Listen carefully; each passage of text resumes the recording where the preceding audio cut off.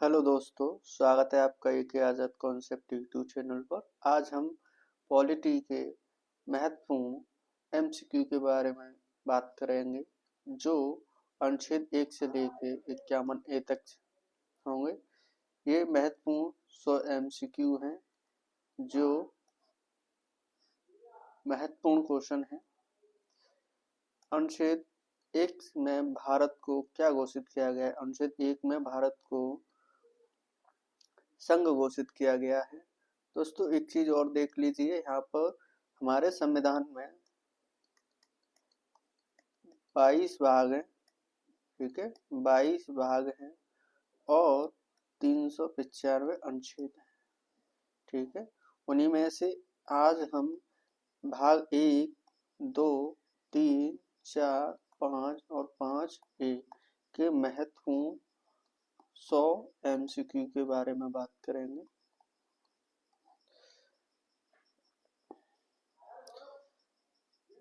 अनुच्छेद 2 का क्या महत्व? अनुच्छेद 2 नए राज्यों के प्रवेश के बारे में बताता है।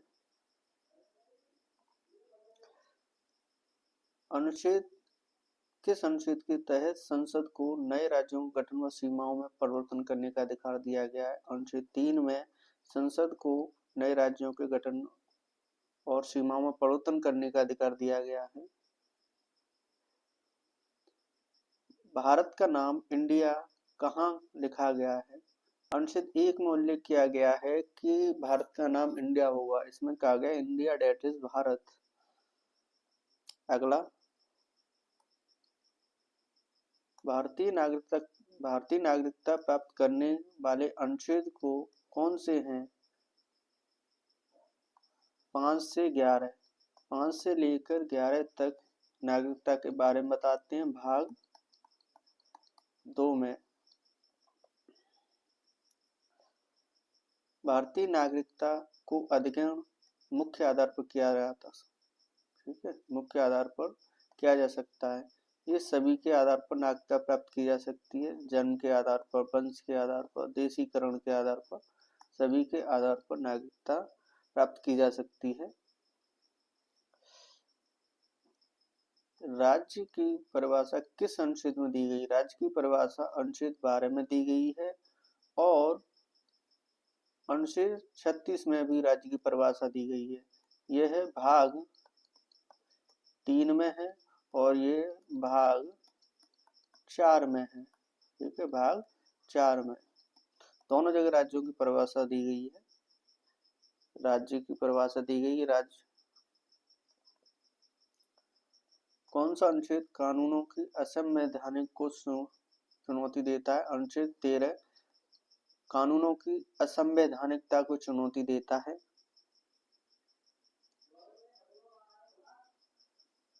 मौलिक अधिकारों की संख्या मूल रूप से कितनी थी?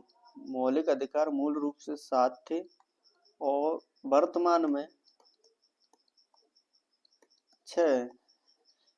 ठीक है, एक संपत्ति के अधिकार को हटा दिया गया था 44 में कॉन्स्टिट्यूशन अमेंडमेंट के द्वारा। 1978 में एक संपत्ति के अधिकार को हटा दिया गया था। अनुच्छेद 14 किससे संबंधित है? अनुच्छेद 14 समानता के अधिकार से संबंधित है। ठीक है,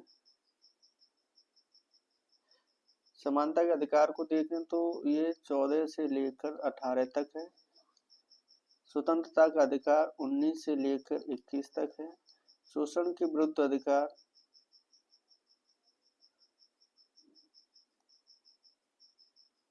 22 तक है और 23 और 24 में शोषण के विरुद्ध अधिकार। सांस्कृतिक और शैक्षिक अधिकार है 29, 30, 2 आर्टिकलों में सांस्कृतिक और शैक्षिक अधिकार दिए गए हैं। किस अनुच्छेद में लिंग, धर्म, जाति या जन्म के आधार पर भेदभाव निषिद्ध किया गया है? अनुच्छेद 15 में किया गया है।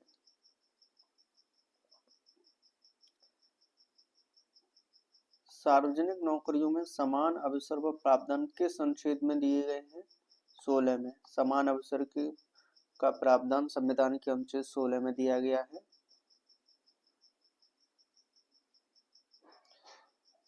अस्पृश्यता से संबंधित अनुच्छेद कौन सा है? अनुच्छेद 17 अस्पृश्यता का उन्मूलन के बारे में जिक्र करता है। उपाधियों का उन्मूलन अनुच्छेद 18 में किया गया है।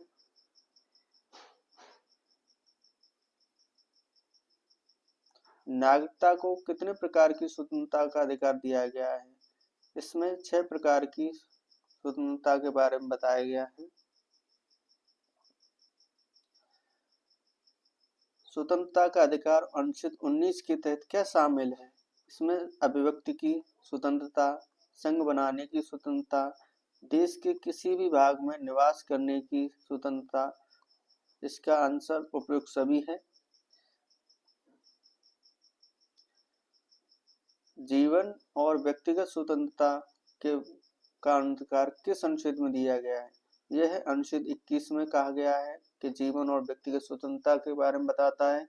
इसी में निजता का अधिकार है।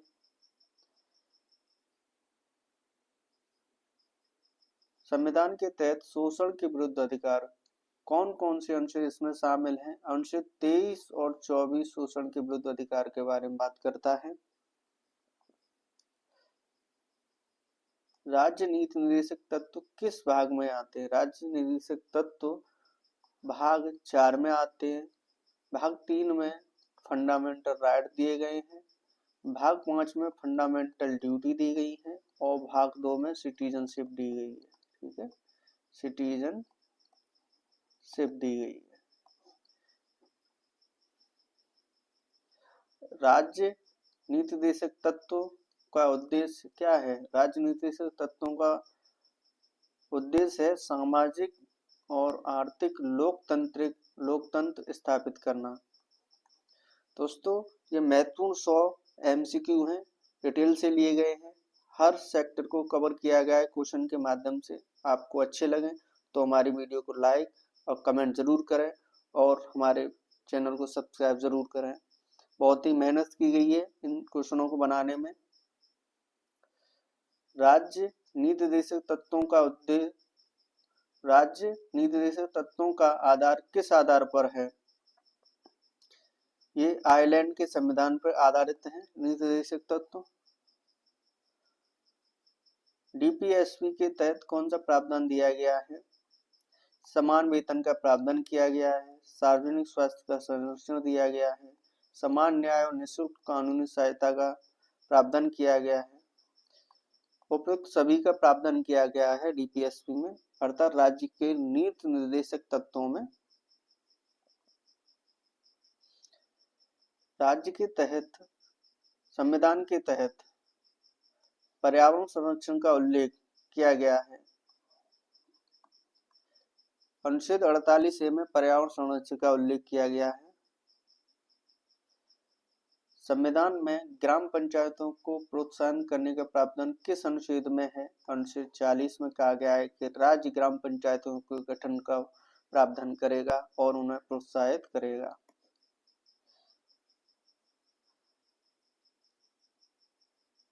राज्य को आवास और पोषण स्तर का निर्देश अनुच्छेद किस अनुच्छेद में किया गया है? पोषण स्तर को सुधारने का ये अनुच्छेद 47 में किया गया है कि राज्य आवास और पोषण स्तर बढ़ाने का निर्देश दे सकता है।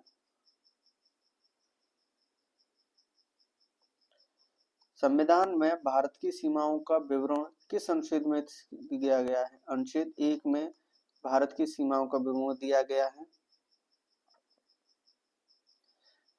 नागरिकता अधिनियम 1955 भारतीय नागरिकता से संबंधित किस अनुच्छेद को लागू करता है? यह अनुच्छेद 11 को लागू करता है। अनुच्छेद 11 को लागू करता है 1955 का एक्ट नागरिकता संशोधन। ठीक है, नागरिकता अधिनियम 1955 अनुच्छेद 11 को लागू करता है और संसद को अधिकार है कि वो नागरिकता से संबंधित सभी कानूनों को प्रावधान कर सकती है, निर्माण कर सकती है। नागरिकता समाप्त करने का अधिकार का प्रावधान किसके तहत है? ठीक है, नागरिकता समाप्त करने का प्रावधान अनुच्छेद 9 के तहत है। ठीक है, यह संसद को प्राप्त है कि संसद किसी की भी नागरिकता को समाप्त करने का अधिकार रखता है या ऐसे प्रावधान भी कर सकता है।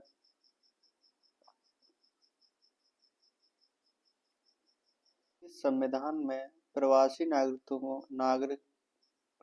भारतीयों की नागरिकता का प्रावधान किस अनुच्छेद में दिया गया है?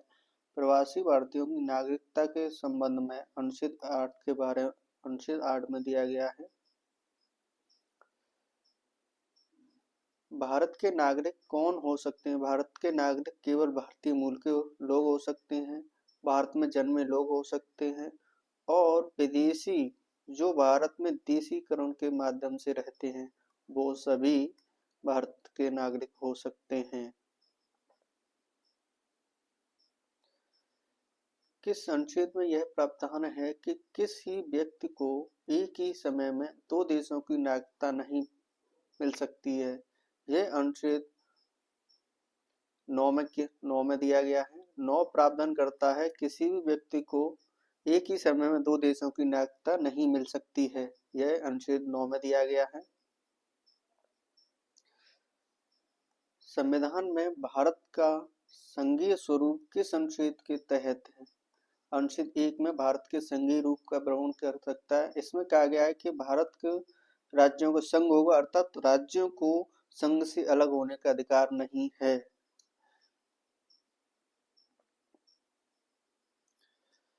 किस अनुच्छेद के तहत भारतीय नागरिक अदालत में अपने मौलिक अधिकारों की रक्षा के लिए याचिका दायर कर सकते हैं? अनुच्छेद 32 के तहत संवैधानिक उपचारों का अधिकार दिया गया है। इसके तहत हम सीधे सुप्रीम कोर्ट में अपनी रिट दायर कर सकते हैं। अगर हमारे मौलिक अधिकारों का हनन होता है तो हम सीधे सुप्रीम कोर्ट का दरवाजा खटखटा सकते हैं और 226 के अनुसार हम हाई कोर्ट का दरवाजा खटखटा सकते हैं अगर हमारे मौलिक अधिकारों का हनन होता है तो। मौलिक अधिकारों के अंतर्गत समानता का अधिकार किस अनुच्छेद में दिया गया है? 14 से 18 तक समानता का अधिकार के बारे में विवरण है। संविधान के किस अनुच्छेद में भारतीय नागरिकों के लिए भाषण और अभिव्यक्ति की स्वतंत्रता का अधिकार है? अनुच्छेद 19(1)(a) में अभिव्यक्ति की स्वतंत्रता का अधिकार है। जीवन और व्यक्तिगत स्वतंत्रता का अधिकार किस अनुच्छेद में है? अनुच्छेद 21 में जीवन और व्यक्तिगत स्वतंत्रता के अधिकार का विवरण है। संविधान में बंदी प्रत्यक्षीकरण किस अनुच्छेद में है? अनुच्छेद 32 में संवैधानिक उपचार के अधिकारों में जिक्र था। इसमें 5 प्रकार की रिटों के बारे में जिक्र किया गया है। शोषण के विरुद्ध अधिकार अनुच्छेद 23 और 24 में कहा गया है। 23 और 24 में शोषण के विरुद्ध अधिकार के बारे में जिक्र किया गया है।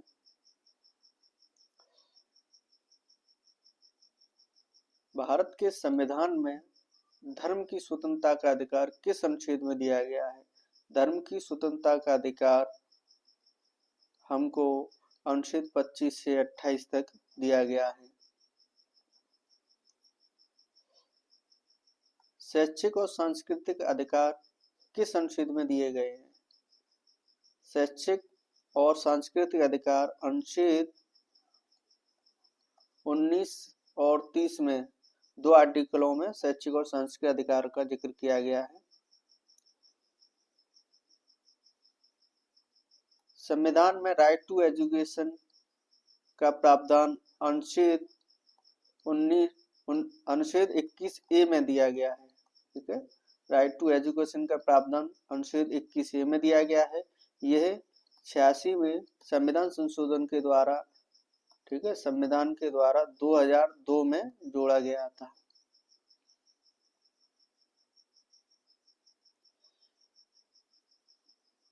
डीपीएसपी का उद्देश्य है सामाजिक और आर्थिक न्याय प्रदान करना, मौलिक अधिकारों की पूर्ति करना, अंतर्राष्ट्रीय शांति को प्रोत्साहन देना और उपयुक्त सभी।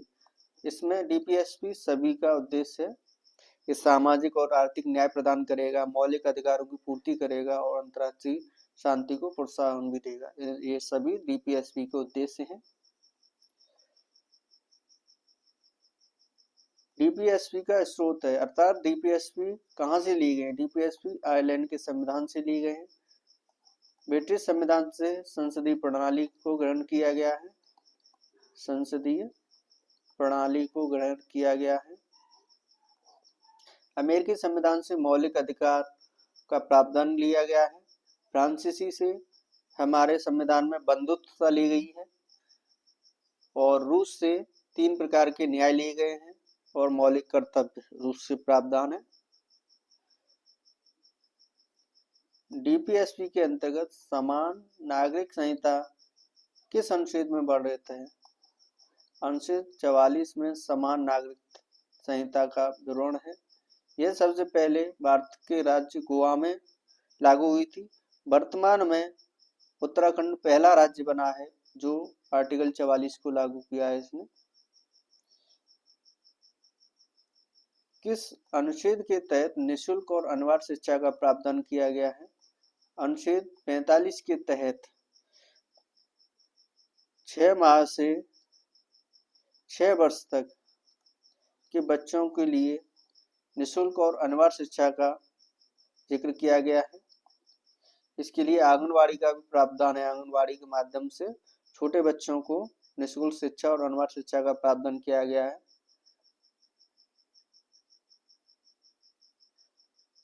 सार्वजनिक स्वास्थ्य और पोषण का प्रावधान किया गया है। अनुच्छेद 47 में सार्वजनिक स्वास्थ्य और पोषण का प्रावधान किया गया है। पर्यावरण की रक्षा और सुधार का प्रावधान किया गया है अनुच्छेद 48A में। ग्राम पंचायतों को प्रोत्साहन करना किस अनुच्छेद में है? अनुच्छेद 40 में कहा गया है। डीपीएसपी और मौलिक अधिकारों के बीच प्राथमिकता के बारे में क्या कहा गया है कि मौलिक अधिकार सर्वोपरि है।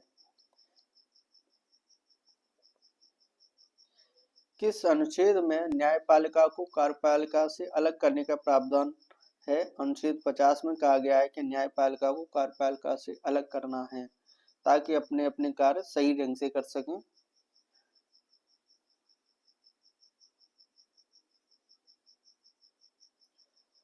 किस अनुच्छेद के तहत समान अवसर का प्रावधान किया गया है? समान अवसर का प्रावधान अनुच्छेद 16 में दिया गया है। 15 में धर्म, जाति और मूल्यवाद के आधार पर भेदभाव को निषेध किया गया है। अनुच्छेद 17 में अस्पृश्यता का उन्मूलन किया गया है। 18 में उपाधियों का अंत है।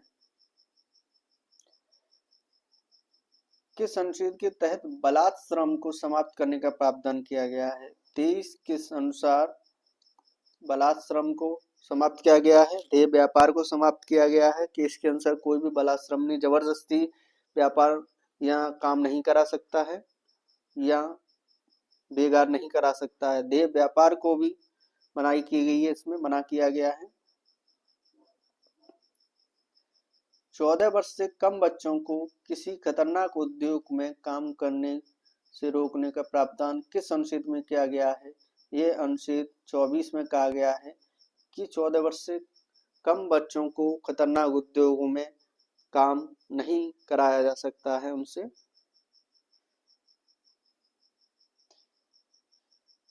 धार्मिक स्वतंत्रता का अधिकार अनुच्छेद 25 में दिया गया है। ठीक है।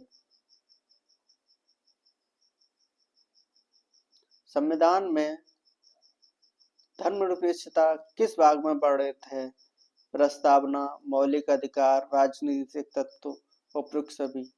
इन सभी में हमें धर्मनिरपेक्षता के दर्शन देखने को मिलते हैं।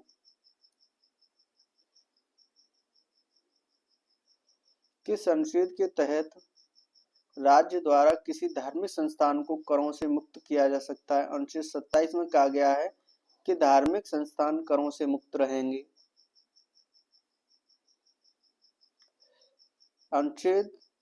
किस अनुच्छेद में शैक्षिक संस्थानों को धार्मिक शिक्षा का प्रावधान किया गया है? धार्मिक शिक्षा का प्रावधान अनुच्छेद 28 में किया गया है।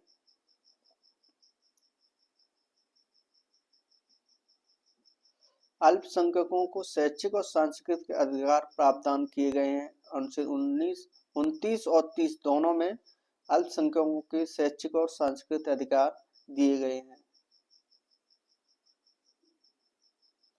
मौलिक अधिकारों का उल्लंघन होने पर अनुचित न्याय के लिए सर्वोच्च न्यायालय जाने का अधिकार है, अनुच्छेद 32 में है। अनुच्छेद 32 किस नाम से जाना जाता है? रिट जारी करने का अधिकार या संवैधानिक उपचारों का अधिकार। किस अनुच्छेद में श्रमिकों के लिए न्यायोचित और मानवीय परिस्थितियों का प्रावधान किया गया है? अनुच्छेद 42 में कहा गया है कि श्रमिकों के लिए न्यायोचित व मानवीय परिस्थितियों का प्रावधान करना अनिवार्य है।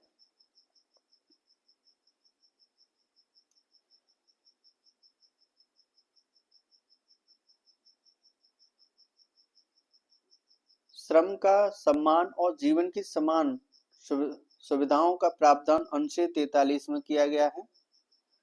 अनुच्छेद 43 में प्रावधान है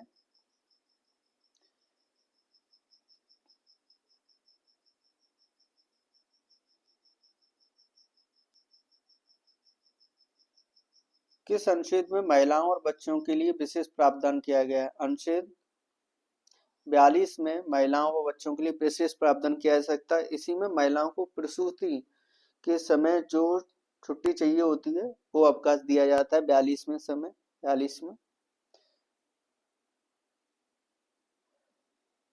कृषि और पशुपालन में वैज्ञानिक तरीकों का प्रावधान किया गया है, अनुच्छेद 48 में।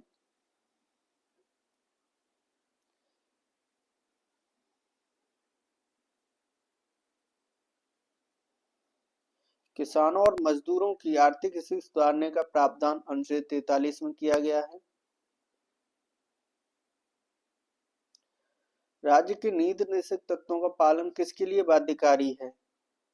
सरकार के लिए बाध्यकारी है कि वो राज्य के नीति निर्देशक तत्वों का पालन करें।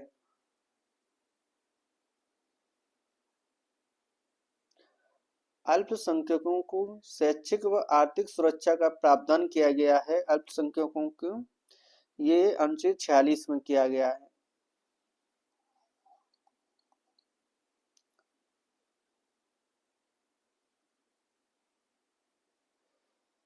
राज्य को समान न्याय और निःशुल्क कानूनी सहायता प्रदान करने का प्रावधान है। अनुच्छेद 39A में कहा गया है कि समान न्याय और निःशुल्क कानूनी सहायता प्रदान किया जाएगा, ये राज्य का कर्तव्य है।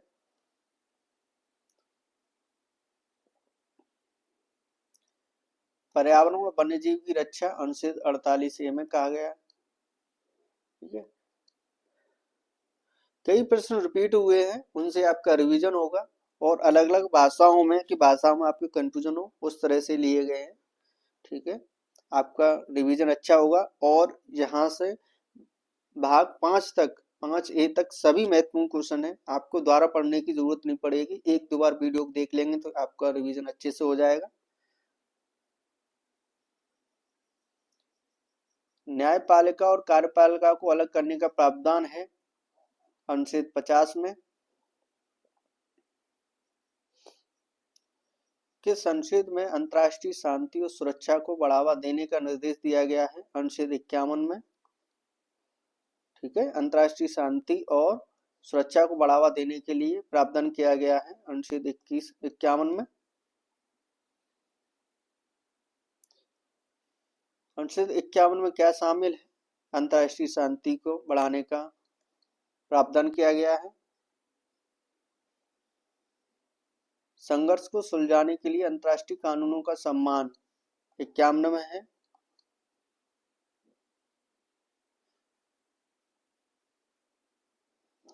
मौलिक कर्तव्य किस संशोधन के माध्यम से जोड़े गए थे?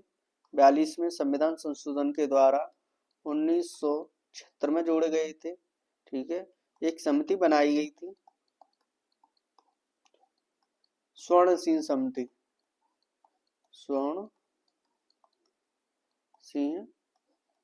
बनाई गई थी। उन्होंने कहा था कि संविधान में 8 फंडामेंटल राइट को शामिल किया जाना चाहिए, सॉरी ड्यूटी, मौलिक कर्तव्यों को 8 मौलिक कर्तव्यों को शामिल किया जाना चाहिए, लेकिन 10 मौलिक कर्तव्यों को शामिल किया गया था 1976 में 42वें संविधान संशोधन द्वारा, और वर्तमान में 11 मूल कर्तव्य हैं।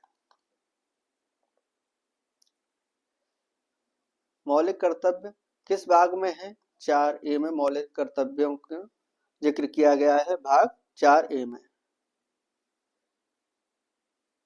मौलिक कर्तव्यों की संख्या वर्तमान में कितनी है? 11। मौलिक कर्तव्य का विचार भारतीय संविधान में किससे प्रेरित है? सोवियत संघ के संविधान से प्रेरित है। मौलिक कर्तव्यों को संविधान में किस समिति की सिफारिश से जोड़ा गया था? स्वर्ण सिंह समिति के सिफारिश पर जोड़ा गया था। किस अनुच्छेद में मौलिक कर्तव्यों का उल्लेख किया गया है? अनुच्छेद 51A में मौलिक कर्तव्यों का उल्लेख किया गया है। निम्न में से कौन सा मौलिक कर्तव्य नहीं है? संविधान का पालन करना, राष्ट्रीय ध्वज का सम्मान करना, करों का भुगतान करना, पर्यावरण का संरक्षण करना। तो याद रखना, करों का भुगतान करना मौलिक कर्तव्य नहीं है आपका। मौलिक कर्तव्यों को लागू करने की जिम्मेदारी किसकी है? मौलिक कर्तव्यों को लागू करने की जिम्मेदारी है नागरिकों की। ठीक है, इनको नागरिकों को दायित्व है कि अपने मौलिक अधिकारों की तरह इनका भी दायित्व करें। पर्यावरण की रक्षा और प्राकृतिक संसाधनों का संरक्षण किस अनुच्छेद में के तहत मौलिक कर्तव्य है? 51A में कहा गया है कि सभी नागरिक पर्यावरण की रक्षा करेंगे और प्राकृतिक संसाधनों का संरक्षण करेंगे। ये मौलिक कर्तव्य है।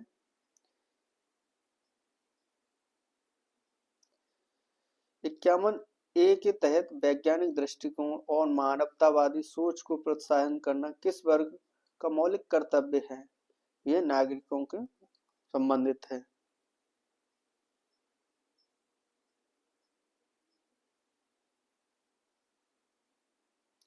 दोस्तों, ऐसे भी क्वेश्चन आजकल पूछे जाने लगे हैं कि वो डिटेल से जाता है और पूछता है किस में दिया गया है प्रॉपर। वैसे तो सभी मौलिक कर्तव्य 51A में दिए गए हैं, लेकिन अंदर भी जाके एक बार अगर आप देख लोगे तो आपको ये तो याद हो ही जाएंगे कि किस किस संशोधित कौन कौन सा प्रावधान किए गए हैं, मौलिक कर्तव्य कौन कौन से हैं। लेकिन ये भी याद करना जरूरी हो गया है कि आपको प्रॉपर आर्टिकल पता होना चाहिए। जैसे सांस्कृतिक विरासत का संरक्षण किस आर्टिकल में दिया गया है? F में। ठीक है, अनुच्छेद 51(1) में सांस्कृतिक विरासत का संरक्षण का प्रावधान करता है। राष्ट्रीय एकता और अखंडता को बढ़ावा देना किस मौलिक कर्तव्य का हिस्सा है?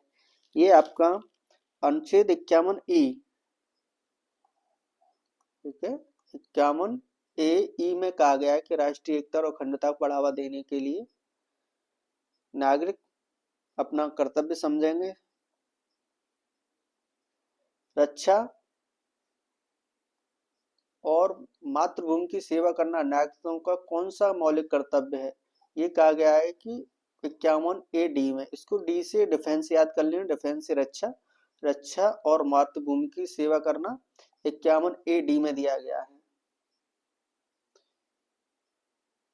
किस वर्ष एक नया मौलिक कर्तव्य जोड़ा गया था?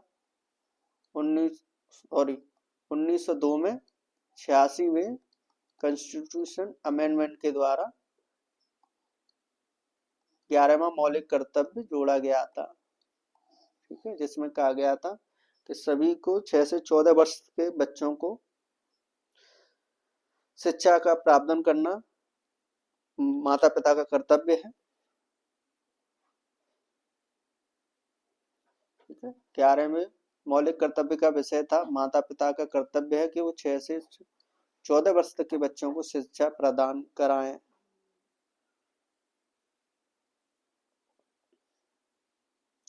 वैज्ञानिक दृष्टिकोण, मानवतावादी सोच और सुधार की भावना का प्रोत्साहन किस अनुच्छेद के तहत है?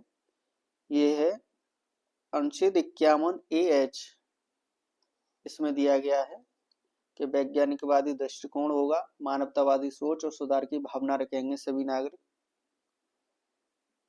राष्ट्रीय ध्वज और राष्ट्रगान का सम्मान करना अनुच्छेद 51A में दिया गया है। इसको याद रखना, सबसे पहला यही है कि राष्ट्रीय ध्वज को फहराएंगे और राष्ट्रगान का सम्मान करेंगे। भारत की स्वतंत्रता के लिए किए गए संघर्षों को महत्व देना और प्रेरणा लेना किस मौलिक कर्तव्य के अंतर्गत आता है? ये 51A बी के तहत प्रावधान है कि भारतीय स्वतंत्रता के लिए किए गए संघर्षों को महत्व देना और प्रेरणा लेना, ये 51A में वर्णित है। किस अनुच्छेद के अनुसार भारत के नागरिक का यह कर्तव्य है कि वह अन्य नागरिकों के प्रति सहिष्णुता और सौहार्द का भाव रखेंगे? ये अनुच्छेद I में है।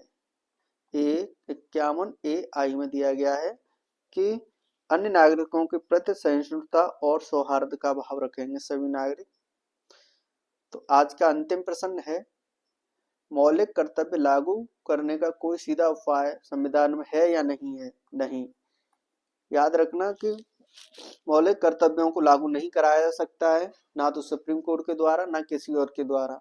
ये सिर्फ दायित्व है नागरिकों के, ये नागरिक स्वतः ही अपने आप लागू कर सकते हैं, ये बाध्यकारी नहीं है। दोस्तों बहुत बहुत धन्यवाद आपका। हमने महत्वपूर्ण 93 क्वेश्चनों को कर लिया है। हमारी वीडियो अच्छी लगी हो तो लाइक करें, कमेंट करें और हमारे चैनल को सब्सक्राइब जरूर करें। धन्यवाद।